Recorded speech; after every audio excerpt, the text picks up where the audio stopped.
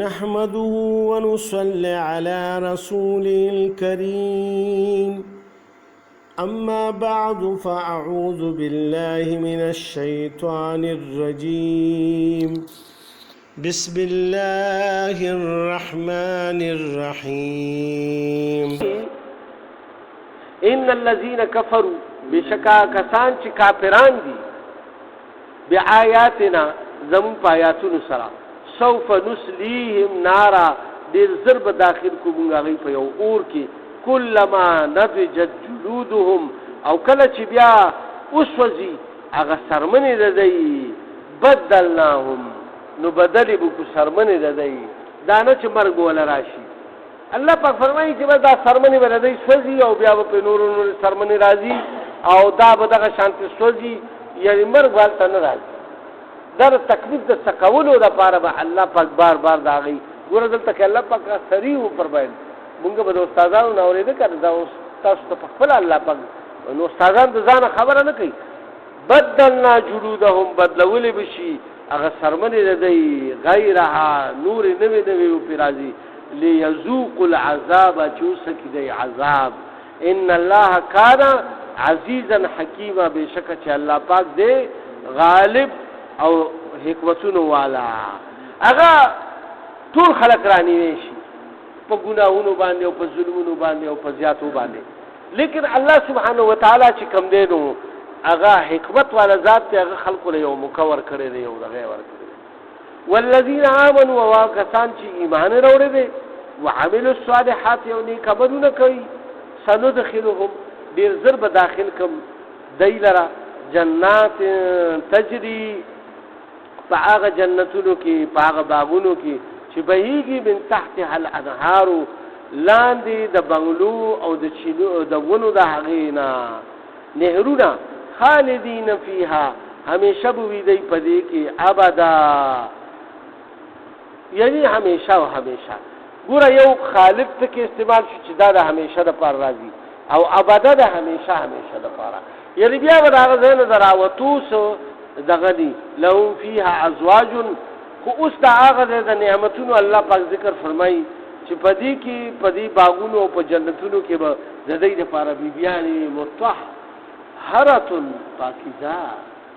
د هر قسم خراش نه بول و براز نه د هر قسم بیمارونه د دې نه به هغه راځي وندخلهم ظلالا ذلیلا او داخل بکم ذیل را دا چې کوم ایمان وروړي په الله او پر رسول او نیک عملونه کوي نو دوی به داخل کم ذللا ذلیلا د رحمت سورو کې چې هغه به ډیر یعنی درانه سوري وي ګوره او اوړي کې دا ونی بعضې ډېرې ښکلې پاڼې وي نو هغې کې بالکل اړونور لګي نه سخت اوړي کې تاسو غرمئ نو هغه ځای کې بیا سړي له څنګه یخه هوا کې ولګي او یو وي داسې ته شاخونه وي نو هغه ټیک ده سړي نه لږ نور منې کي خو لیکن ګرمي په هغې کې د سړي کېږي نو دا به وي هغه درانه سوري به وي الله پاک ځکه دا فرمایي ځکه چې عربو کې ګرمي ډېره زیاته وه نو الله پاک څومره ښکلي الفاظ ورته استعمال کړي چې درانه سوري وي چې په تاسو باندې به ډېر ښکلي د هغې هغه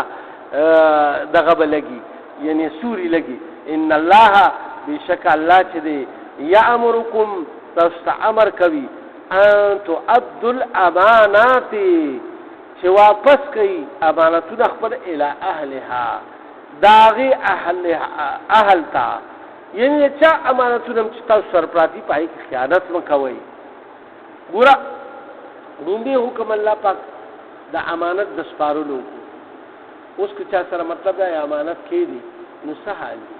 تا ورسره کې خو یو لږ زره چې یاره زه پېښور ته ځمه راځم او دا به سبا بیا تا نه والم هغه بیا مثال تا تانې بانې کوي او دغه کوي نو دا خیانتګر دی ولې چې امانت خو ته په خپل استعمال کې راوستی نه شي هغه به هماغه شانتې کېدي بعض مفسرین حضرات فرمایي چې هماغه پیسې به وله واپس ورکوي او بعضې وایي چې مطلب دا دی لکه ستاسو ځای نشته او تا یو کور کې ایښي دي یا یو بینک کې دې کېښوي نو هغه پیسې خو دوباره نه ملایي خو لیکن تا وله زر راوویستې او په هغه ساعت کې وله ورکړي ځکه چې تا سره هم د کېښو ځای نشته نو بس مخې سره دې ورکې دا نه چې تا ته په سر باندې ولاړ یو بس شا به کنه ته ورته ورکړه ماسپښین راشه او مازدیګر راشه او ماښام راشه وایي راشه یار چې بس دله زه وسپارم خپل امانت. بل دا خبره وه چې رسول الله صلی الله علیه وسلم کله مکه معظمه فتح کا نو په دې کې الله سبحانه وتعالی چې کوم دی نو دغه وکړو یعنی هغه چابي چې کوم ونه د مکې معظمې د بیت الله شریف هغه چابي چې کوم ونه هغه عثمان بن طلحه سره وه هغه سره وه چابي د بیت الله شریف د کوټې چابي څنګه چې اوس مکې معظمه کې آی سره سعودیانو سره راکړ خدا هم د هغه نسل کې دي اوس هم دا هم د هغه صحابي په نسل کې دي دا اوس هم چې چا سره چابي ده ښه دا یاد ساتئ د هغې استاد ته واقعه بیانو نو هغه څه چلو کو هغه کافر و که نه هغه وایي چې رسول الله صلی الله علیه وسلم دې کعبې ته دننه نه شي او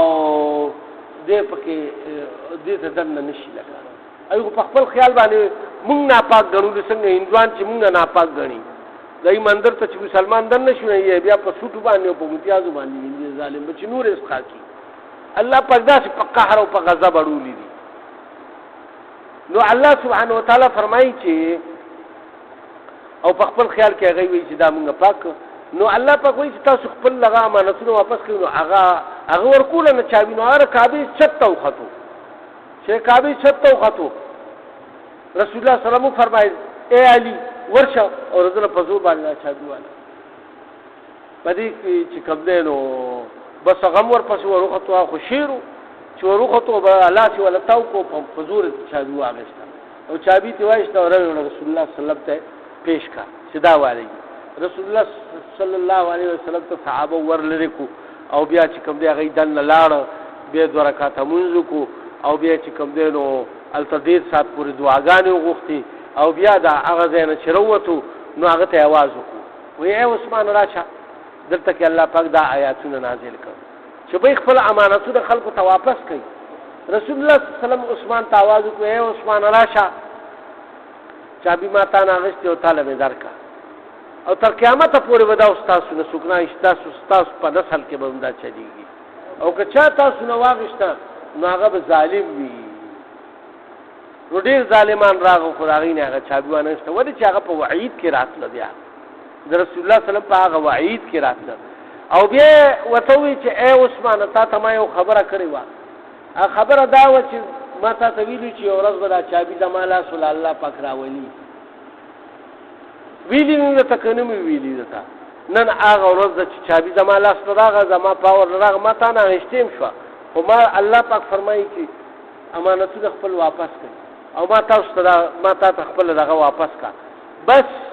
एकदम هغه ته هغه ټول خیال رابخ کې شو एकदम چې کوم دی نو وی اشهد ان لا اله الا الله واشهد ان محمد رسول الله کنه نو بس کلمه وي او بس هغه چې کوم دی نو مسلمان شو. دا بل عثمان دی کنه عثمان بن طلحه کنه دلته کې الله پاک فرمایي چې وَإِذَا حَكَمْتُمْ بَيْنَ النَّاسِ حکم فرمایي یو خو امانت به خلکو ته واپس کوئ دا نه چې بیا ورته خوا دې خوا کوئ بل وَإِذَا حَكَمْتُمْ او چې کله فیصله کوئ بین الناس په منځ د خلکو کې ان تحکموا بالعدل نو هغه په عدل سره کوئ چاهے که هغه ستاسو د بچو په منځ کې وي که ستاسو د قبیلو په منځ کې وي او که د پردو خلکو په منځ کې تاسو مشر جوړ کړي چې بھئی زمونږ دا فیصله وکړه نو څه چې یو خوا وګوري چې دا خو زما د قبیلې او د ټبر سره دی او دا بل له سره زما خیر ګزاره وکړه بس یاره پرېږده بس یاره بس پرېږده ورته یاره بس پرېږده نو ټول اړخ د هغه وی نو دا ګوره داسې مه کوئ بیا په عدل په انصاف باندې چلېږئ دې ته مه ګورئ چې دا زما د قام قبیلې دی دا زما زوی دی دا مې پردی دی او دا داسې دی دا داسې دی بیا په انصاف باندې فیصله وکړئ چې نه دا انصاف خبره داره زوی دی د بل نه څه شی غشتی دی ورته یې ورکړه وله بچې ورکړه خپل شی ورکړه هسې ما موږ ګناهګاره اوس دا هغې حقم جوړ کړی ورته چې کوم دی دغه کې یا د قبیلې والا شی اخیستې دې نه مه یېرېږه چې یاره دی به اوس په ما باندې څه کوي او سم نه کوي ورته چې یاره بس پرې یا تاسو غلطه باندې ګور د شی د خپل شی ور کوي لازم کړه د کیږي دا باغ د کیږي دا کنه ارث فیصله چی پیسې باندې فیصله پزمکه باندې په جیداد باندې په ارث باندې چی نو هغه په الله پاک څو فرمایي وای اذا حکمتم کله چې تاسو یو فیصله کوي بین الناس د خلکو په منځ کې ان تحکموا بالعدل نو تاسو په کار چې فیصله وکړي په عدل سره ان الله او بشک الله چې دی نعم ما یعظکم ډیر زیات خو نصیحتونه کوي تاسو ته ان الله بشک الله چې دی کان سمیعا بصیرا او هغه دی اوریدونکو او لیدونکو تاسو ګوره هر حرکت باندې د سترګو په حرکت د خلی په حرکت او تاسو د زړه او د دماغو په وسواسونو باندې پاغي باندې خبردار دی او تاسو حرکتونه ویني بصیر لیدونکو دی اوریدونکو دی کوي بل ته وخت پس پس کوي نو اوریدونکو دی او بصیر لیدونکو دی دا مو ای چې الله پاک زمونږ نه خبره دی دا ارس ځان ته مخه تکي دا الله ذات چې په کوم باندې تاسو ایمان وروړي ځان ته مؤمنان وایي مسلمانان وایي مؤمن خو دې تکل چې الله په ذات باندې داغه په صفاتو باندې به ایمان وروړي مؤمن خو دې ته نه وایي چې بس په الله ایمان وروړي کلمه وې او بیا چې سمرضی هغه کې سمرضینا الله پاک د مرزه مطابق بیا کارونه کوي اوس الله پاک بیا فرمایي چې یا ایو الذین آمنوا ایمان والو اطیعوا الله دا الله تابعداري کوي واطیعوا الرسول او تابعداري د رسول الله سلام کوي و اولی الامر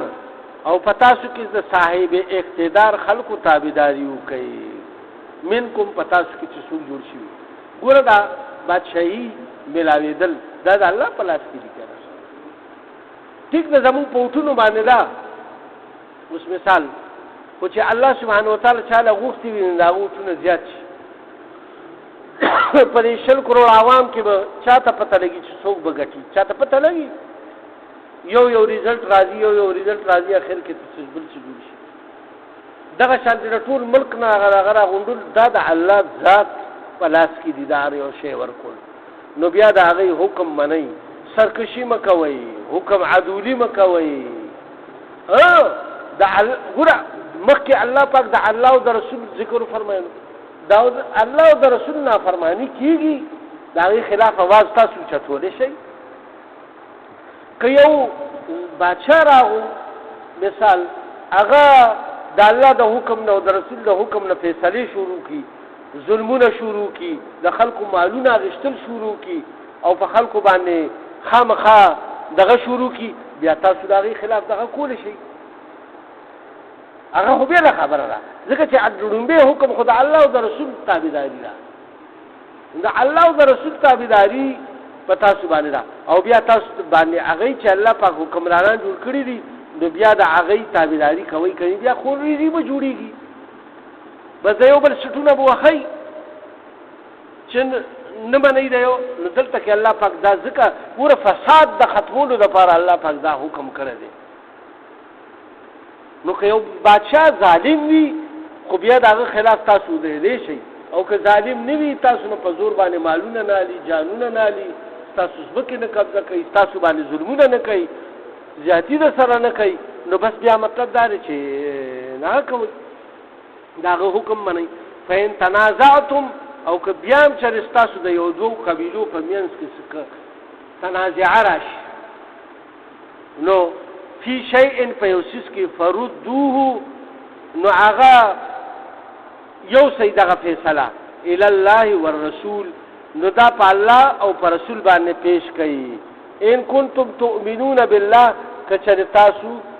په صحیح معنی کې مؤمنان یې په الله باندې ایمان وروړونکي یې او یوم الاخر او په ورځ د قیامت باندې استاد په ورونو کې سړي هغه الله ته پته ده نو چې په الله مې ایمانی او په ورځ د قیامت ور دې د پاره ایمانی چې ما سره به حساب کتاب د زری کیږي مې یا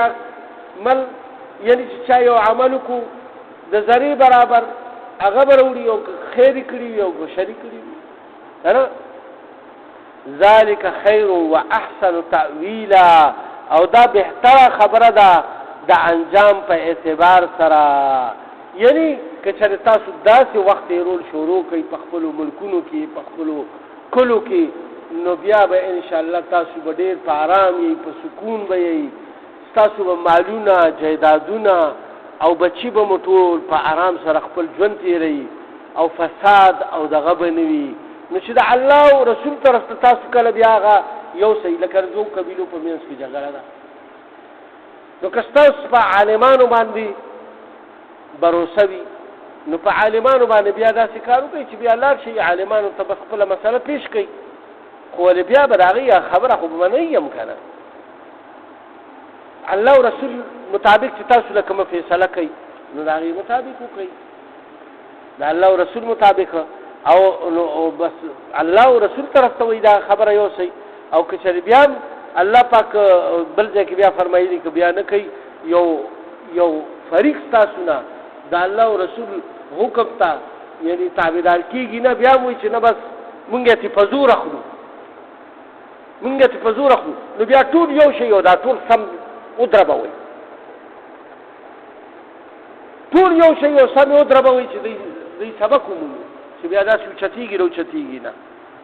چې تکبر او غرور او په ملک فساد نه پیدا کوي.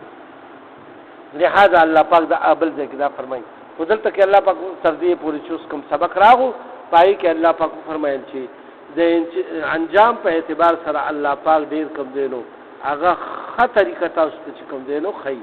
الله پاک زموږ ټولو له په دې باندې د عمل توفیق راکړي. یا الله زموږ دا ناسته په خپل درګاه کې قبول او منظوره کړي. په دې سبق کې زموږ نه څه کمې زیاتې شوي معافي راته وکړي. داسې کارونه رانه واري چې ستاسو د رضا او د لقا او د قرب سبب په موږ کې په کورونو هسپتالونو کې څومره بیماران شفایاب کړي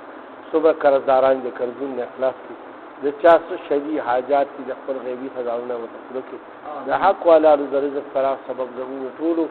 په خپل کور کړي وطن باندې په خپلو ځایونو کې وکړي. یا الله څوک مسلمانان په ټول عالم کې څوک په مصیبتونو کې دي آفتونو کې دي دغه مصیبتونه آفتونه ترې لرې کړي رحم کرم والا معامله امت د محمد صلی الله علیه وسلم سره وکړي.